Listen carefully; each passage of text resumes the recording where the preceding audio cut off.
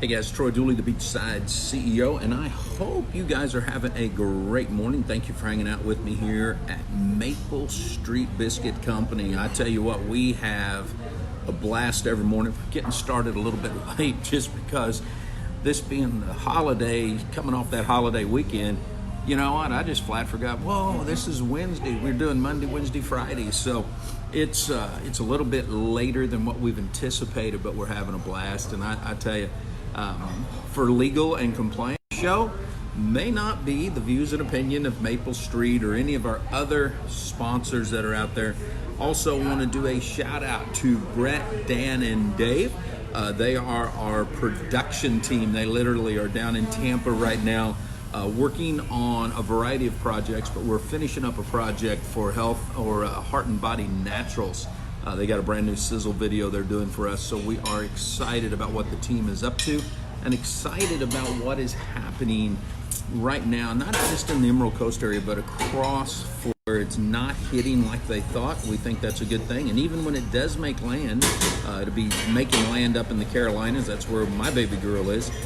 We do think it's going to be a lot less damage than was anticipated, so that's a positive for everybody. Let's just keep those prayers rocking and rolling out there. Hey, I put a post up yesterday asking a very simple question, and it was really focused to the ladies that were out there, talking about what happens when you just forgive. It was a mother's advice, and it was amazing to see the responses. And one of the things you're going to see that we're doing as we shift into 2020 is we're going to be putting up a lot, not just on the business news desk site, but we're going to put a lot up on the personal profiles, asking some thought-provoking questions. We want to be able to really penetrate Main Street families, not just from a business standpoint, but to cause us to think from a family standpoint. You know, that's one of the things that I think is important, is family and business. If you can't learn to tweak it and put it together, then it's going to cause a problem, and that's what we don't want to happen. So we just want to be able to help, you know, you guys on what you're looking for, what you would like to see. So we're jotting all this down. The website is just about ready to launch. As you guys know, between the hurricane, the holiday, and the fact that we did just launch a brand new client, we've been focused on that, and then totally cleaning up a lot of the stuff that we had going on with some of our other clients. We've got a website redesign that's supposed to launch for a client, this sizzle video I just told you about for Heart and Body Naturals. I mean, it's just, you know, I feel blessed. I mean, both with the supporters that we have for the show, with the clients that we have, it's just been phenomenal. And to be able to reach into the mass marketplace now, and to be able to help you guys, you know, just with thought-provoking stuff. You know, obviously some of the shows are going to be interviews with local entrepreneurs. It'll be with people traveling through to the island. We'll chit-chat with some of those that are in sales, direct sales, basically that gig economy. And I should do a shout out too, guys. If you're in the Dallas area this weekend, the first gig economy summit is being held there in Dallas. Together, this is great. John Fleming, who is one of my early mentors when it came to reporting on the news and doing stuff like that, was the editor-in-chief for years over at Direct Selling News. Just launched a brand new magazine. He's a keynote speaker this weekend, so it's going to be a phenomenal time. I've got other appointments that we'd already had planned. I can't make it, but I am such a fan. Larry and Taylor have reached out to me more than once and helped guided me, so I want to really push this for them and get you out there. Don't make anything off of this. This isn't, you're going to find that we're not in this for some type of what do you do, a hidden agenda or anything like that. I'm a firm believer that if we get the value out there, you guys are going to come, you're going to be hanging out with us, and the supporters are going to see that. They're going to feel that in their own businesses, and that's what we want. But today I want to focus on the 7 languages of what I've teamed as branding. You know, it's one of those things that is, as you as an independent professional, you as a business person are out there trying to get what it is you need to do. There's certain things that you have to do.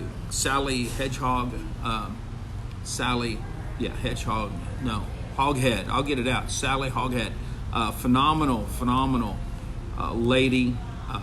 She laughs about her own last name, and I screw it up, so that's just part of life. But she wrote a book called Fascinate, and it's probably the first book written that focuses in on personality types, focuses in on the way people engage with brands, how she does it, why she does it.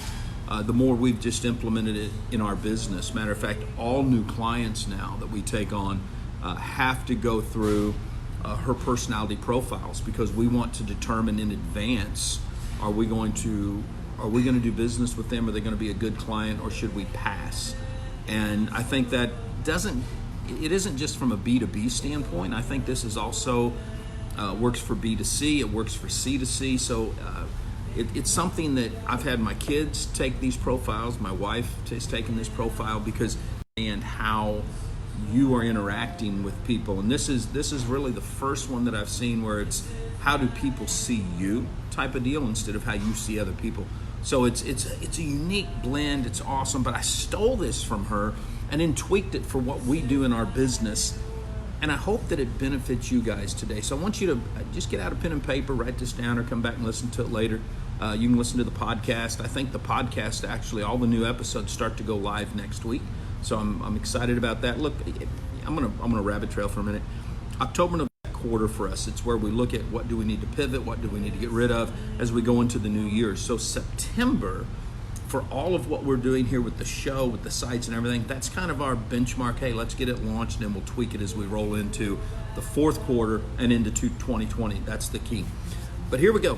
What are those 7 languages? I want you to write this down. Number 1, innovation. It's the language of creativity. If you're not being creative yourself, if you're not creating that innovative spirit for your products, for your, then there's going to be a problem. And I'll tell you, there's some really unique businesses that you can look at when you want to look at innovation, when you want to look at the language of creativity. Here's some things that you can look at that I think people sometimes they don't know where to go for creativity. They don't know where to go. Troy, where do I get that inspiration? How can I innovate? One of the things you can do is look at hairdressers.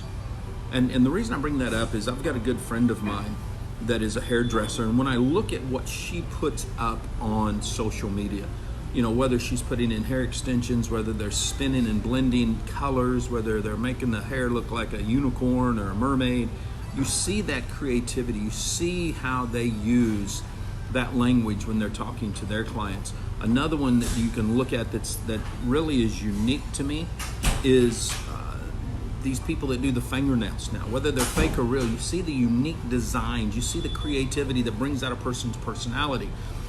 This is the type of innovation that you have to have. If you're looking at a product, maybe you've got a flagship product in your business, maybe you're marketing that you just want to get your team around and start looking at that and say, how can we redo this? What can we do to spin this just a little bit so that it's got a fresh look? The restaurant industry, about every 5 years, you'll see a restaurant owner change their focus. It might go from Italian to Mexican. It might go to a French cuisine. And it's because they know they've constantly got to updo themselves. They've got to tweak it and change it. If they don't, then all of a sudden what you have is you've got a low business model, and you don't want that. One of the things that I've seen in direct sales where people get off the mark when it comes to innovation or using the language of creativity is they'll have a phenomenal product coming into market. People get excited, the results are phenomenal, everybody's happy with it, but here's what happens. They look around at everybody else, and all of a sudden they've changed. All of a sudden they say, well, wait a minute, our product, we might be losing a little steam, and instead of looking at how can they use their own creativity to enhance the product, they start looking at what might be working for somebody else. You can't do that. That doesn't work that way. I'm gonna use a company that over the years I've just had a passion with. Number one, distributors, their founder is a mentor of mine, and that's a company called Send Out Cards. And what I like about Send Out Cards, and they are not a client, I want you guys to understand that I'm just passionate about what they do, is that they allow that creativity, that language of creativity is not just in what they create from the cards, but also what they allow the individual customer to create. When you look at it like that, totally blows me away. So number 1 is innovation, the language of creativity. Number 2 is passion. Okay, the language of passion is something to look at, because what happens is we tend to look at passion, the word passion, like we do leadership. We only see it as, oh, that's a positive thing. Okay, but the opposite word of passion could be, well, she's emotional. See, if I say, oh my gosh, she's a passionate woman, versus, oh my gosh, she was emotional today. Actually, almost vertical there, the definition, but the end result's different. See what I'm saying? When we look at leadership, it's the same way. Leadership, oh my gosh, he's such a great leader. Well, that's great. If he's a great leader of the 20th century, y'all would freak out. And yet the truth remains if you look at just the definition. So passion, the language of passion, is something that people gravitate to. It's an emotional trigger. It's something that's inside of them. So when you put the two together, and understand all 7 languages fit, but when you take innovation and passion and you start putting it together, what happens from a team standpoint when you're putting this together is your team starts to really flow. All of a sudden you start looking at stuff outside of the box. Maple Street is that way. What company chicken as the main product mix? I mean, we got keto, we got paleo, we got the whole 30, we got no sugar, we got all this, and yet this company has flourished because no matter what the menu is, you can tweak it to where it will fit what that is. And people get passionate. I've watched them line up for 45 minutes just to get one of these things. See, when you put the languages together, when you're looking at it from a personal brand, when you're looking at it from a product standpoint, when you're looking at it from your customer or client standpoint, it just works, and it works well. Number 3 is power, the language of, and think of control. And that's not what we're looking at here. What we're looking at is we want the language of confidence. I want to go back to send out cards for a minute. When you look at what send out cards has created, what Cody Bateman, Jordan Adler, Steve Schultz, doesn't matter. When you look at their culture, when you look at the products, when you look at everything they've done, what they've done is they've taken their passion, they've taken their creativity, they've taken their confidence level, and they've given it back to people. See, a lot of times, and I tell you, they're not the first. I understand Hallmark cards may be the first one that's done this, but what they've done is they've taken what you might not be able to say and given you the ability to say it. Whether it's the image, whether it's what you want to put on there in your own words, whether you want to take something from somebody else. See, that's the type of company where you're putting it together. You're taking the 7 languages and saying, how can we give back? How can we put those back in the hands of individuals? That's the key right there. So the power of confidence, you have to know that what you're putting out, that product you're trying to accomplish. Now, I want to say something here. A lot of times in today's market where we've become totally customer centric, this is a customer buying market. It's not a company selling market, 2 different things. We teach on that. When you look, the customer is looking for what they want to buy. When you have the confidence to put together the best product, your margins may be lower, there may be issues there, but you said it doesn't matter, we're putting out the best product. This is what people need, this is what they want, this is what they're asking for, and you're going to be the limits on what you're able to do with it. And that's what people are looking for. People aren't looking for a watered down product. People aren't looking for hype. The days of telling people we have the world's greatest, we are the best, no one else can do, those days are gone.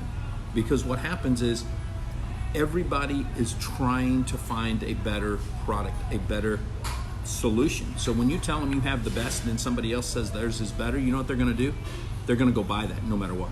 You have to have a unique, the confidence to say, I'm going to think outside the box. The confidence to say, you know what, we're going to not just disrupt an industry, we're going to expand the industry. That's what confidence can do. Number 4 is prestige, the language of excellence. See how that just segued right into that, okay?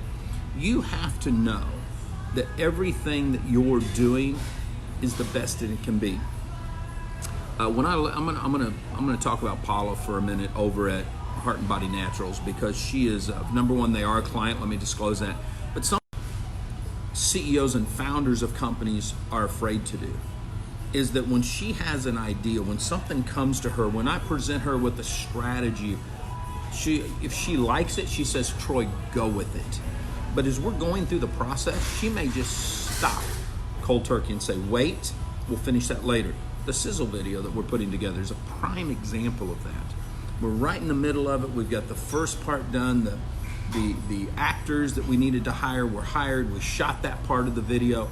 And then she said, I want to stop because I want to be able to get the product offering that we're going to have for this video correct. And she just stopped the production. I told the team, go do other things. We'll come back to it later. Now we're getting ready to start again. And the reason that is because she has a level of excellence that she's expecting to deliver.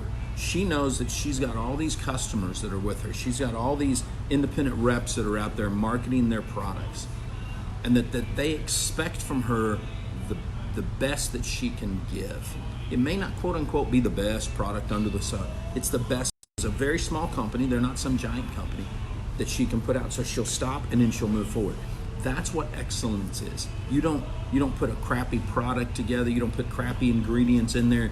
You don't put the bottom line ahead of the actual end user, the customer.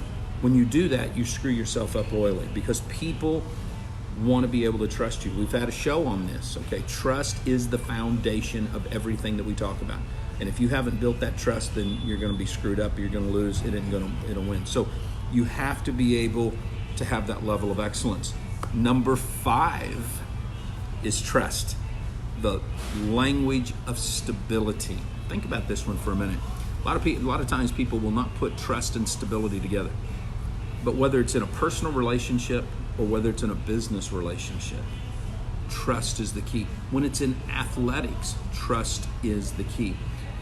Any Given Sunday with Al Pacino is a phenomenal movie to look at when you look at trust, when you look at stability, because when the team doesn't have trust in the quarterback, it falls apart. The Replacement's another movie with Keanu Reeves, the same example of this. Okay, you guys know I love movies. I pick movies. I pull stuff from movies. But trust is the key to every relationship that's out there. So if you want a new customer, okay, Maple Street wants a new customer. That's what we call product placement, by the way. When they want a new customer, they've got to be able to build trust.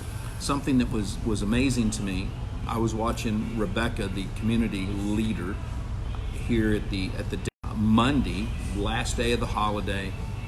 Doors opened at 7 o'clock. Lines crammed full. There was a lady in line that was just very, very rude. Now, when that happens, and that's the customer, you have two directions that you can go.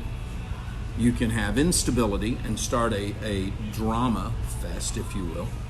Or you can understand that the person there in that line is trying to get out of town. Her vacation's over. She may be headed back home to where the hurricane may hit. So when that lady called Rebecca stupid, instead of Rebecca going off on her, kicking her out of the store, embarrassing Maple Street or anything else, she held her cool, smiled, was very understanding. She was not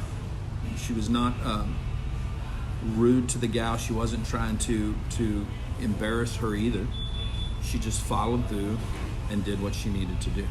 See, that's what happens, and that's why you build trust, because even though that lady on her own accord may never walk into another Maple Street, those people that are around her, all of the team that works for Rebecca, they will have seen trust put into action. They will have seen the language of stability. She was confident, she knew where she was going, she knew what she was doing, and she realized that she had an audience that was in front of her watching what she does. This is how you've got to do your business. Man, it sucks sometimes. We all know that. This whole concept that customers are always right is actually wrong, because there are times when customers are not right, and you've got to be able to work through that, whether it's with your products, whether it's with the misunderstanding. It can even be with your team members and stuff. So you have to look at that. Trust, the language of stability. When they honestly see that you're living all of these languages, that everything you do, from your product offering to your processes to the way that you build your teams, to the way that you brand and market your everything that you do, that's where you start to really see how this works. You start to I think Sally puts it this way: you start to spell bind people, and that's not a witchy term. You just look it up and you'll understand. It's where fascinate comes from. So if you want to fascinate people, personal brand that people come to look at, this is what you need to do. Number 6 is mystique, the language of listening. Didn't catch that one. Mystique, the language of listening. This is a lost art. Okay, it's not a science, it's an art. And I don't know if it's because we all have smartphones, we all have a million things going on out there. Social media is bombarding us, news 24/7, children, wife, husband, business, all that stuff. We stop. When we hear something, we just jump to conclusions. We decide the way it's going to be. We decide what that person, I catch myself, I'll finish somebody's sentence. I was in court last month as an expert witness, and literally I have now a little notebook that I take with me that just says, listen, that's on the page. Stop, listen, speak. Because a lot of times I'm working for the client and I want to answer before I've heard the full exact question. We all do that. So if you want to build that mystique, listening to what your clients or your customers need, if you listen to what the mass market needs, if you listen to what your team needs, if you listen to what your wife or your husband or your kids need, then all of a sudden when you deliver that, they're wondering, how did she know? How did she know that was exactly what I needed right then? How did she know? How did he know that that was what I was just talking about? See, this is important. If you want to build that mystique of as a brand, as a person, doesn't matter what it is, then you have to be able to learn to listen, because that's something that again, guys, I don't do these shows just for you. I do these shows because it's like, oh crap, man, I'm having an area here and I need to work on it, and if I'm working on it, maybe somebody else needs to work on it, so I just pass it on. And I catch myself doing it. I catch myself with my kids, with my wife. I catch myself doing it with my business partners from time to time. And it's like, oh man, I need to just shut up and listen. And then I can deliver what it is that's the key here. That's what you have to be able to do.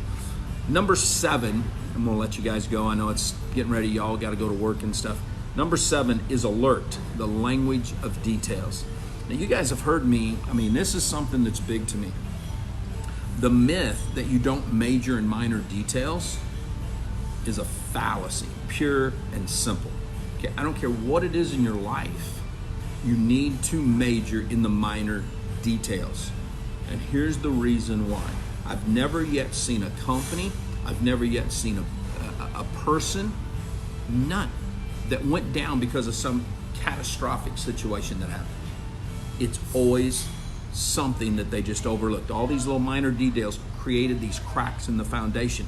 I'm going to go back to talking about Paula again over at HB Naturals. She is constantly looking at all the little details. And that's why when she asked me, Troy, will you come on board and work with me? I was willing to do that because there's other companies out there, there's other leaders out there that don't major in the minor details. I remember not too long ago, what do you suggest I do? And it wasn't just me, she was texting, the legal team and some others were involved in, and I said, here's what I would do. Legal said the same thing, and then we both basically said, but this is a corporate executive decision. Just like that, she made the decision because when she saw what would happen, when she realized, wait a minute, this little bitty decision here could affect everything. I'll take the short-term hit to get the long-term bump. And that's what we all have to do. When you major in the minor, from the labels on your packaging to the print on your website to what it is you're saying in public, all of those little bitty things add up. And if you will major in those, if you make sure that every process, every decision, no matter how frustrating it gets, if you just major in that and you know, okay, we got this taken care of, then you're not going to be surprised when something major happens.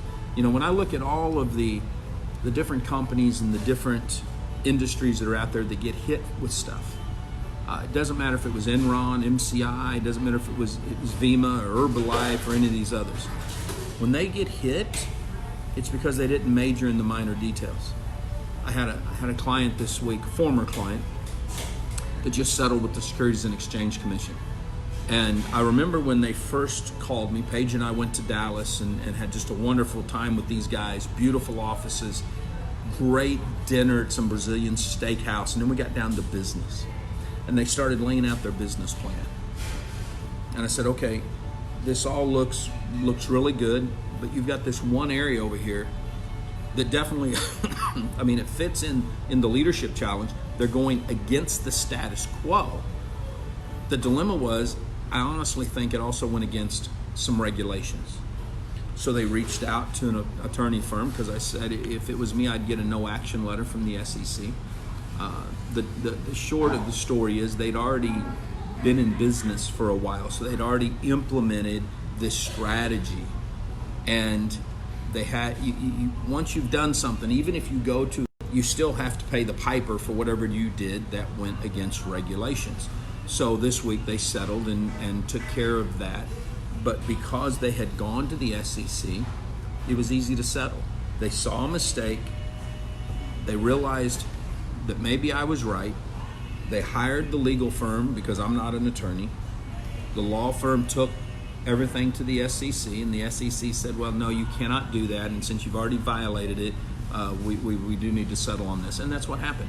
Major in the minor. So if you take all 7, language of passion, the language of confidence, the language of excellence, the language of stability, the language of listening, and the language of details, you're going to be able, again, as Sally would state it, spellbind those people that you're working with. You're going to be able to get them to where they realize you as an individual, you as a business, maybe it's just your product, you have that uniqueness. You have what it is they are looking for, and that's the key. So guys, again, I appreciate you hanging out. Sorry, this is Tuesday and it's hump day.